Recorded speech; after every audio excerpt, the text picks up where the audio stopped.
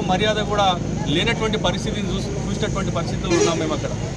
గెలిచిన 2 నెలల నుండి గెలుపు కొరకు పనిచేసేటువంటి ఏ వ్యక్తిని కూడా ఆదరించకపోగా కనీస మర్యాద గౌరవాలు లేకుండా చూసేటువంటి పరిస్థితిని మేము అనేక రకాల ఇబ్బందులు ఎదుర్కోవడం జరిగింది.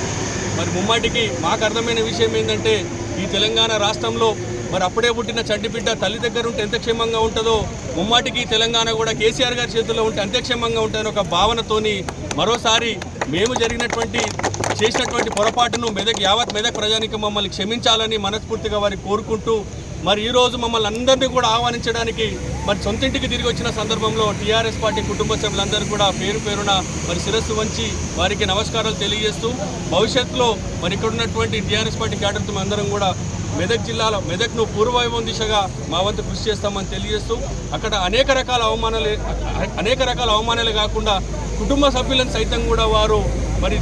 చెప్పుకోలేనటువంటి భాషలో చెప్పుకోలేనటువంటి పదాల్లో మేము అందరం కూడా ఎదుర్కోవడం జరిగింది. కాబట్టి మెదక్ ప్రజలందరూ కూడా గమనిస్తూ ఉన్నారు. ఏది కోల్పోయారో మరి ఏదైతే కరెక్ట్ అనేది కూడా మెదక్ ప్రజలకు కూడా ఇప్పటికీ అర్థమైంది. కాబట్టి మెదక్ ప్రజానికి అందరికీ కూడా మేము శిరస్సు వంచి నమస్కారాలు తెలియజేస్తూ మరి ఆనాడు మా వెంట ఉన్నటువంటి మెదక్ ప్రజానికానికి కూడా భవిష్యత్తులో కూడా మాతో పాటు మరి ఆశీర్వాదాలు ఉంటాయని చెప్పేసి ముమ్మాటికి మాతో పాటు కలిసి నడుస్తారని చెప్పి ఆశిస్తూ మరి ఇవాళ కాంగ్రెస్ పార్టీని వీడి ఈరోజు టీఆర్ఎస్ పార్టీ చేరుతున్న సందర్భంలో హరీష్ అన్న నాయకత్వంలో పద్మక్క నాయకత్వంలో మరి కేసీఆర్ గారి నాయకత్వంలో అందరం కూడా పనిచేయడం సిద్ధమైనామని ఈ సందర్భంగా తెలియజేస్తా ఉన్నాం.